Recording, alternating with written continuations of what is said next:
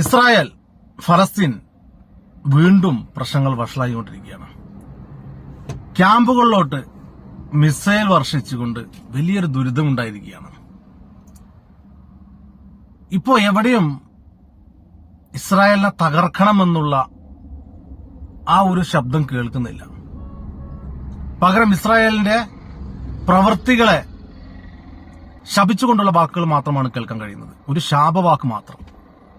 കേരളത്തിൽ ഒരുപാട് ആളുകൾ ഫലസ്തീനു വേണ്ടി ഇസ്രായേലിനെ തകർക്കണമെന്നുള്ള ആവേശത്തോടു കൂടിയുള്ള കമന്റുകളെല്ലാം ഞാൻ കണ്ടിരുന്നു. ഞാൻ അന്നേ പറഞ്ഞിരുന്നു, നിങ്ങളെ കൊണ്ട് ഈ കമന്റ് ചെയ്യാനേ പറ്റൂ. ആ പാവങ്ങൾ അനുഭവിക്കുന്ന ദുരിതത്തെ നിങ്ങൾക്ക് ഒന്നും ചെയ്യാൻ സാധ്യമല്ല. മോശമായിട്ടുള്ള ആളുകൾ ഒരു നാട് ഭരിച്ചു കഴിഞ്ഞാൽ ഉണ്ടാകുന്ന വിപത്ത് മാത്രമാണ് ഫലസ്തീനിൽ സംഭവിച്ചുകൊണ്ടിരിക്കുന്നത്. ഒന്നും അറിയാത്ത പിഞ്ച് കുഞ്ഞുങ്ങൾ വരെ ഈ പറയുന്ന ബോംബ് മഴയിൽ ബന്ധുരുകുമ്പോൾ നിങ്ങളൊരു ഇസ്ലാമിക രാജ്യത്തെക്കുറിച്ച് സ്വപ്നം കാണാം. അവിടെ അതല്ല മാന്യത.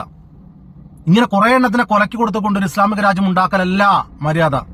ഈ ഇസ്ലാമിക രാജ്യം എന്നുള്ളത് മാറ്റിയിട്ട് ഒരു രാജ്യത്തെ മാത്രം നിങ്ങൾ ഫോക്കസ് ചെയ്യുക. എല്ലാവിധ ആളുകളും താമസിക്കുന്ന എല്ലാ മതങ്ങളും ഉൾക്കൊള്ളുന്ന ഒരു രാജ്യത്തെക്കുറിച്ച് നിങ്ങൾ സങ്കല്പിക്കുക. എന്നിട്ട് അതിനുവേണ്ടി നിങ്ങൾ പോരാടുക. ഇസ്ലാമിക രാജ്യം ഉണ്ടാക്കാൻ വേണ്ടിയാണ് എന്ന് പറഞ്ഞ് പോരാടുമ്പോൾ ഒരുപാട് ആളുകൾ അതിൽ നിന്ന് പിന്മാറുകയാണ്.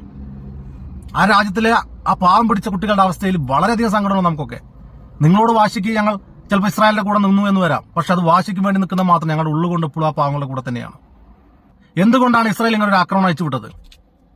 ഓർക്കാപ്പുറത്ത് അവർക്ക് നേരെ നിങ്ങൾ ബോംബുകൾ വർഷിച്ചപ്പോൾ, 5000-6000 മിസൈലുകൾ ഒരുമിച്ച് അയച്ചപ്പോൾ, അവിടെ കൂടിയിരുന്ന ആൾക്കാരെ പാരച്ചൂട്ടിൽ ഇറങ്ങി വന്നുകൊണ്ട് വെടിവെച്ചു കൊന്നപ്പോൾ അവരെല്ലാം നിങ്ങൾക്ക് സൂപ്പർ സ്റ്റാറുകളായിരുന്നു. ആ ആക്രമണം അയച്ചുവിട്ടവർ. പിറ്റേ ദിവസം മുതൽ ഗസ എന്ന് പറയുന്ന ആ പ്രദേശം തന്നെ ഇല്ലാതാക്കിയപ്പോൾ എവിടെ നിങ്ങളുടെ സൂപ്പർ സ്റ്റാറുകൾ? എവിടെ ആ പാരച്ചൂട്ടിൽ ഇറങ്ങി വന്ന് ഇസ്രായേലിനെ ഞെട്ടിച്ചു എന്ന് പറയുന്ന നിങ്ങളുടെ സൂപ്പർ സ്റ്റാറുകൾ? എവിടെ 6000-ഓളം മിസൈലുകൾ വർഷിച്ച നിങ്ങളുടെ സൂപ്പർ സ്റ്റാറുകൾ എവിടെയുണ്ട്? എപ്പോഴും നമ്മൾ യുദ്ധം ചെയ്യുന്നത് ശത്രുവിന്റെ ശക്തി അറിഞ്ഞിട്ടായിരിക്കണം.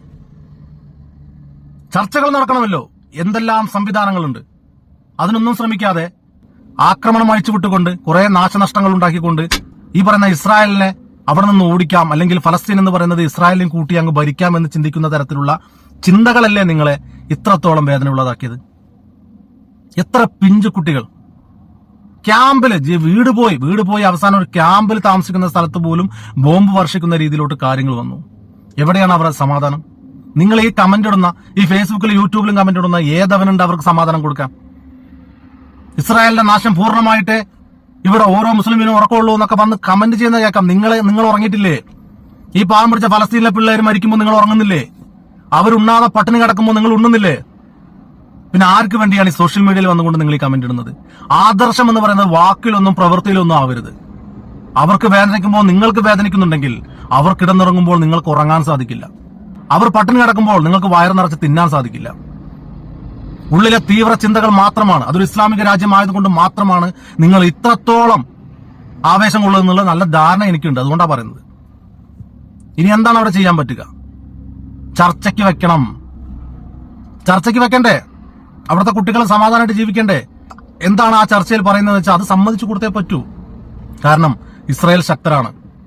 എത്ര രാജ്യങ്ങൾ ഇപ്പൊ ഇസ്രായേലിനെതിരെ പോരാടിക്കൊണ്ടിരിക്കുന്നു. ഇറാനിലെ പ്രധാനമന്ത്രിയാണ് ഹെലികോപ്റ്ററിൽ നിന്നും പൊട്ടിപ്പോയത്. ഇതൊന്നും ഇസ്രായേൽ അറിയാതെയാണെന്ന് നിങ്ങൾ വിചാരിക്കുന്നുണ്ടോ? അപ്പൊ ഇസ്രായേലിനെതിരെ പടപൊരുതാൻ ഇറാൻ തയ്യാറാകുമ്പോൾ ഇസ്രായേൽ വെറുതെ ഇരിക്കുമെന്നാണ് നിങ്ങൾ ചിന്തിക്കുന്നത്?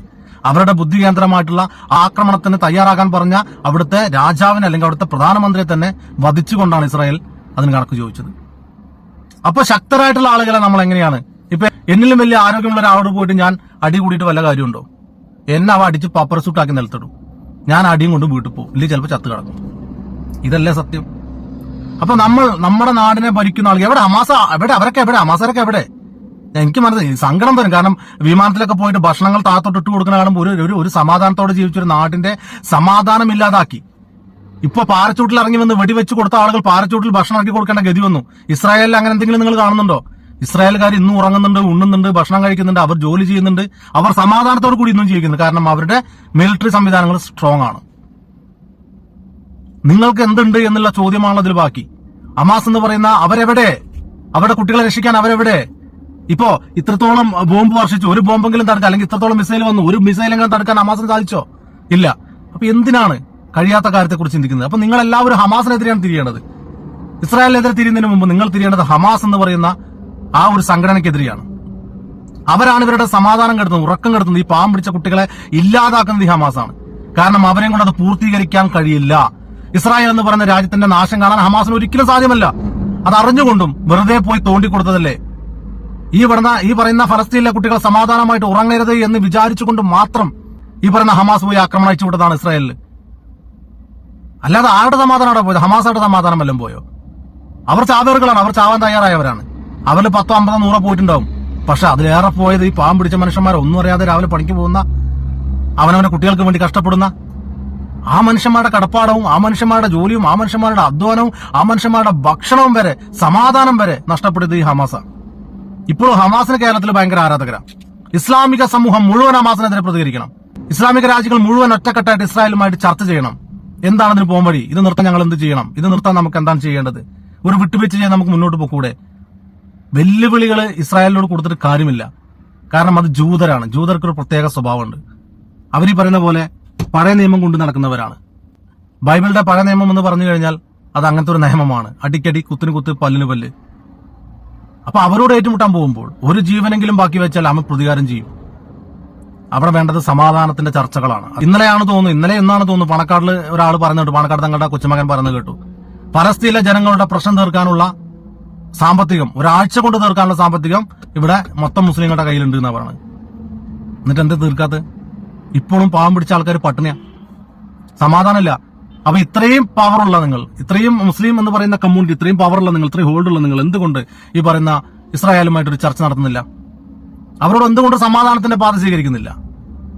നമുക്ക് വേണ്ടത് യുദ്ധമല്ലല്ലോ, സമാധാനമായിട്ടൊരു ജീവിതമല്ലേ? അല്ലേ? അതല്ലേ നമുക്ക് വേണ്ടത്? അതെന്തുകൊണ്ട് നിങ്ങൾ സ്വീകരിക്കുന്നില്ല? പകരം യുദ്ധത്തിന്റെ വഴിയാണ്, യുദ്ധത്തിലൂടെ മാത്രമേ ഇവിടെ ഇസ്ലാമിക രാജ്യം പടുക്കാൻ പറ്റൂ എന്ന് പറയുന്നിടത്താണ് പ്രശ്നം. അത് പറ്റുന്ന സ്ഥലങ്ങളുണ്ടാവാം. പക്ഷെ ഇസ്രായേലിന്റെ അടുത്തൊക്കെ പോയിട്ട് അങ്ങനെ പറയുമ്പോൾ അത് നടക്കുമോ എന്ന് ചിന്തിക്കാനുള്ള ശേഷി കൂടി വേണ്ടേ നമുക്ക്? എന്തായാലും വല്ലാത്ത സങ്കടമാണ് ആ കുട്ടികളുടെ കാര്യമായിരിക്കുമ്പോൾ. വളരെ വലിയ സങ്കടമാണ്. കടന്നുറങ്ങുന്നിടത്ത് വന്നിട്ട് ഈ പറയുന്ന മിസൈലുകൾ വന്ന് ചാടുമ്പോൾ ഒന്നും അറിയാതെ ഉറക്കത്തിൽ മരിച്ചു പോകേണ്ടി വരുന്ന കുരുന്നുകൾ. ഇതുപോലെ തന്നെയാണ് ഏതോ പാർട്ടി ആഘോഷങ്ങൾ കൊണ്ട് നടക്കുന്ന സമയത്ത്, അല്ലെങ്കിൽ അവരുടെ രാജ്യത്തിന്റേതായിട്ടുള്ള എന്തോ ഒരു ആഘോഷം കൊണ്ട് നടക്കുന്ന ഇടയിലോട്ട് പാരച്ചൂട്ടിൽ ഇറങ്ങിക്കൊണ്ട് ഒന്നും അറിയാത്ത കുറെ പാവങ്ങളെ വെടിവെച്ചു കൊന്നത്. ഇതെല്ലാം തെറ്റ് തന്നെയാണ്. ഇതിലൊന്നിലും ശരിയില്ല. നിങ്ങളും തെറ്റാണ്, പലസ്തീനും തെറ്റാണ്, ഇസ്രായേലും തെറ്റാണ്. ഇതിനെ അനുകൂലിക്കുന്നവരും തെറ്റാണ്. ഇത് രണ്ടും ഒരിക്കലും ശരിയാവില്ല. ഇത് രണ്ടും തെറ്റാണ്. ആ തെറ്റിനെ ന്യായീകരിക്കൽ മാത്രമാണ് തമ്മിൽ നമ്മൾ ചെയ്തുകൊണ്ടിരിക്കുന്നത്. സോ പാവം ആ കുട്ടികൾക്കാരൊന്നും ചിന്തിക്കാൻ, നമ്മുടെ കുട്ടികൾ എന്ത് സമാധാനത്തിൽ കഴിയണം, എന്ത് സന്തോഷത്തോടെ കഴിയണം. നമ്മുടെ രാജ്യം അതൊരു വല്ലാത്ത രാജ്യമാണ്. അതൊന്നും വേറെ എവിടെയും കിട്ടില്ല. ശരിയെന്നാ.